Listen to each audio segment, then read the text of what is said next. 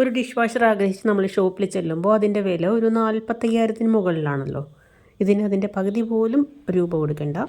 ഈ കാണുന്നത് ഒരു കുഞ്ഞു ഡിഷ് വാഷറാണ്, ടേബിൾ ടോപ്പ് ഡിഷ് വാഷറാണ്. ഒരു 3-4 പേരൊക്കെയുള്ള വീട്ടിൽ അത്യാവശ്യം പാത്രങ്ങളൊക്കെ കഴുകിയെടുക്കാൻ പറ്റുന്ന ഒരു ചെറിയ ഡിഷ് വാഷർ. ഒത്തിരി രൂപയൊന്നുമില്ല. ഓൺലൈനായിട്ടാണ് വാങ്ങിയത്, ഡിസ്കൗണ്ടൊക്കെ ഉണ്ടായിരുന്നു. ഇതിൽ പാത്രം കഴുകാനുള്ള വെള്ളത്തിൻ്റെ അളവും വളരെ കുറച്ച് മതി. ഒരു 8 ലിറ്റർ വെള്ളം കൊണ്ടാണ് ഇതിൻ്റെ മൊത്തം വാഷ് നടക്കുന്നത്. ഇതിൽ വെക്കുന്നതിന് മുമ്പ് ആ എച്ചിലൊക്കെ ഒന്ന് മാറ്റിയതിന് ശേഷം ഒന്നുകിൽ ഒന്ന് ജസ്റ്റ് ഒന്ന് കഴുകുക, അല്ലെങ്കിൽ കൈകൊണ്ട് തന്നെ ഒന്ന് തുടച്ച് മാറ്റിയിട്ട് വേണം ഇതിൽ വയ്ക്കാൻ. ഈ പുട്ടുകുറ്റി, ഇഡ്ഡലിത്തട്ട് ഇതൊക്കെ കഴുകാൻ ഇച്ചിരി മടിയുള്ള ആളുകൾക്ക് ഈ ഡിഷ് വാഷർ ഉണ്ടെങ്കിൽ വളരെ ഉപകാരപ്രദമായിരിക്കും. നല്ല ചൂട് വെള്ളത്തിലാണ് ഇതിൻ്റെ വാഷ് കിടക്കുന്നത്. അതുകൊണ്ട് പ്ലാസ്റ്റിക് പാത്രങ്ങളൊന്നും വയ്ക്കാൻ പറ്റില്ല. ഈ ഡിഷ് വാഷറിൽ വാഷിൻ്റെ സമയത്ത് ഉപ്പും കൂടി ഉപയോഗിക്കുന്നതുകൊണ്ട് അലൂമിനിയം പാത്രങ്ങൾ ഉപയോഗിക്കാൻ പറ്റില്ല. ഇതിൽ 6 തരം വാഷ് പ്രോഗ്രാമുകളുണ്ട്. ഏറ്റവും കുറഞ്ഞത് അരമണിക്കൂറാണ്, പിന്നെ മുകളിലേക്ക്. ഈ കാണുന്നത് വാഷ് കഴിഞ്ഞിട്ടുള്ള പാത്രങ്ങളാണ്. നമ്മുടെ വീടുകളിൽ സാധാരണ ഉപയോഗിക്കുന്ന സ്റ്റീൽ പാത്രങ്ങൾ, പ്ലേറ്റുകൾ, ഗ്ലാസ് ഐറ്റംസ്, ക്രോക്കറി ഐറ്റംസ് അങ്ങനെയുള്ളതെല്ലാം ഇതിൽ വയ്ക്കാവുന്നതാണ്. 16,000 രൂപയിൽ താഴെയായിരുന്നു അന്നത്തെ വില. ഇപ്പോൾ വാങ്ങിയിട്ട് 1.25 വർഷമായി. പിന്നെ വാഷിന് വേണ്ട സോപ്പും മറ്റു സാധനങ്ങളൊക്കെ ഓൺലൈനായിട്ട് തന്നെ വാങ്ങാൻ കിട്ടും. ഇനി പാത്രങ്ങളൊക്കെ വെക്കുന്നതിന് മുമ്പുള്ള ഡിഷ് വാഷറിൻ്റെ ഉൾഭാഗം ഒന്ന് കണ്ടു നോക്കാം. ഇതാണ് ഡിഷ് വാഷറിൻ്റെ അകം.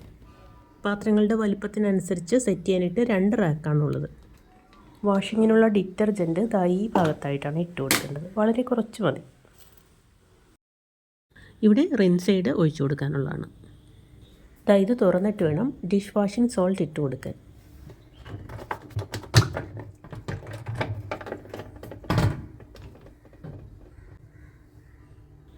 ഈ കാണുന്നത് ഡിഷ് വാഷറിൻ്റെ ഫിൽറ്ററാണ്. ഇങ്ങനെ തിരിച്ച് ആ ഫിൽറ്റർ ഒന്ന് അഴിച്ചെടുക്കാം. എന്നിട്ട് ക്ലീൻ ചെയ്തിട്ട് വീണ്ടും ഇതേപോലെ തന്നെ ഫിറ്റ് ചെയ്ത് വയ്ക്കാം. ഈ റാക്കൊക്കെ റിമൂവ് ചെയ്യാൻ പറ്റുന്നതുകൊണ്ട് പാത്രങ്ങൾ സെറ്റ് ചെയ്യാനും തിരിച്ചെടുക്കാനും എളുപ്പമാണ്. ഇവിടെ സ്പൂണുകളും ചെറിയ ചെറിയ പാത്രങ്ങളും ഒക്കെ വയ്ക്കാനുള്ള സ്ഥലമാണ്. ഇവിടെ കപ്പ്, ഗ്ലാസ് അങ്ങനെ അധികം ഹൈറ്റ് ഇല്ലാത്ത സാധനങ്ങളൊക്കെ ഇവിടെ സെറ്റ് ചെയ്യാം. താഴെയാണ് പ്ലേറ്റ്. ഒരല്പം വലിയ പാത്രങ്ങളൊക്കെ താഴെ വയ്ക്കുന്നതാണ് നല്ലത്. അത് നമുക്ക് 1-2 പ്രാവശ്യം വെച്ച് കഴിയുമ്പോൾ എങ്ങനെയാണ് വയ്ക്കുന്നതെന്നൊക്കെ മനസ്സിലായിക്കോളും. പിന്നെ നമുക്ക് നമ്മുടെ ഐഡിയ അനുസരിച്ചൊക്കെ സെറ്റ് ചെയ്ത് കൊടുക്കാം. ഞാനിതിൽ പ്രഷർ കുക്കർ, ഒരു 3 ലിറ്ററിൻ്റെ പ്രഷർ കുക്കറൊക്കെ വാഷ് ചെയ്യാറുണ്ട്. ഇത് വീട്ടിൽ തൈര് ഒഴിക്കുന്ന ഒരു ബോട്ടിലാണ്. പിന്നെ ചോറുണ്ട പ്ലേറ്റുകൾ, കപ്പ്, പാല് തിളപ്പിച്ച പാത്രമുണ്ട്. അങ്ങനെ എല്ലാം കൂടെ വാഷ് ചെയ്തിട്ട് പിന്നീടൊന്ന് കാണിച്ചു തരാം. ഇതിൽ വാഷ് ചെയ്യാനുള്ള പാത്രങ്ങൾ സെറ്റ് ചെയ്യുമ്പോൾ ഒന്നിനൊന്ന് തടസ്സമായിട്ടിരിക്കരുത്. മുകളിൽ നിന്ന്, താഴെ നിന്ന്, സൈഡിൽ നിന്നെല്ലാം സ്പ്രേ ചെയ്യുന്ന വെള്ളം എല്ലായിടത്തും എത്തണം. വാഷിനുള്ളതെല്ലാം സെറ്റ് ചെയ്തതിന് ശേഷം ഈ സ്പ്രേ ആംസ് ഒന്ന് വട്ടത്തിൽ കറക്കി നോക്കണം. പാത്രങ്ങളിൽ മുട്ടി തട്ടി നിൽക്കരുത്. എന്നിട്ട് ഇത് അടച്ചിട്ട് നമുക്ക് ഇതിലേതെങ്കിലും ഒരു പ്രോഗ്രാം സെറ്റ് ചെയ്യാവുന്നതാണ്. ഞാനിപ്പോൾ 1.5 മണിക്കൂറിൻ്റെയാണ് സെലക്ട് ചെയ്യുന്നത്. പാത്രങ്ങളിൽ അധികം അഴുക്കില്ലെങ്കിൽ ഒരു 35 മിനിറ്റിൻ്റെ ഉണ്ട്. ഇതിൽ വാഷ് കഴിയുമ്പോൾ ഇങ്ങനെ എൻഡ് കാണിക്കുക. അതിൻ്റെ കൂടെ 2 റെഡ് ലൈറ്റും. അതും കൂടെ ഓഫായതിന് ശേഷം വേണം ഇത് ഓപ്പൺ ചെയ്ത് പാത്രങ്ങൾ എടുക്കാൻ. പാത്രങ്ങൾക്കൊക്കെ നല്ല ചൂടുണ്ടാവും. ഇപ്പോൾ വാഷൊക്കെ കഴിഞ്ഞു. നേരത്തെ കാണിച്ച ആ പാത്രങ്ങളൊക്കെ ഒന്ന് ശ്രദ്ധിച്ച് അറിയാൻ പറ്റും എത്രത്തോളം ക്ലീൻ ആയിട്ടുണ്ടെന്ന്. പാല് തിളപ്പിച്ച പാത്രം ആദ്യം കാണിച്ചു തരാം. കണ്ടോ വൃത്തിയായിരിക്കുന്നത്.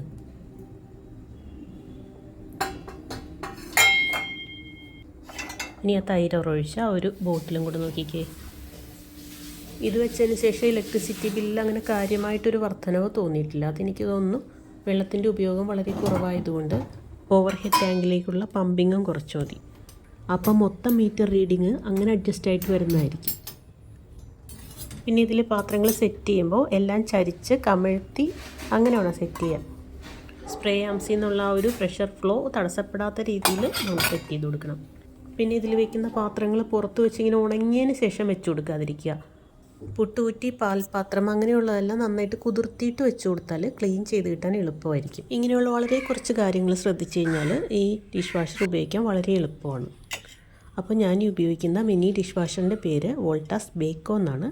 എന്നെപ്പോലെ ഡിഷ് വാഷർ വാങ്ങാൻ ആഗ്രഹിച്ചിട്ട് ഒത്തിരി രൂപ ചിലവാക്കാൻ മടിച്ചു നിൽക്കുന്ന ആളുകൾക്ക് പറ്റിയൊരു ഓപ്ഷനായിരിക്കും ഈ മിനി ഡിഷ് വാഷർ. ഇതൊരു പ്രൊമോഷൻ വീഡിയോ ഒന്നുമല്ല. ഇതുകൂടാതെ വേറെയും മിനി ഡിഷ് വാഷറുകൾ ഓൺലൈൻ സൈറ്റുകളിലുണ്ട്. ഈ കുഞ്ഞ് ഡിഷ് വാഷറിനെ പറ്റിയുള്ള ഈ കുഞ്ഞ് വീഡിയോ ഇഷ്ടപ്പെട്ടാൽ ഒന്ന് ലൈക്ക് ചെയ്തേക്കണേ. പിന്നെ ഡിഷ് വാഷർ വാങ്ങാൻ ആഗ്രഹിച്ചിരിക്കുന്ന ആരെങ്കിലുമൊക്കെ ഉണ്ടെങ്കിൽ ഇതൊന്ന് ഷെയർ കൂടെ ചെയ്ത് കൊടുത്തേക്കണേ. അപ്പോൾ എൻ്റെ വീഡിയോ കണ്ട് സപ്പോർട്ട് ചെയ്ത എല്ലാവർക്കും നന്ദി. Thanks for watching.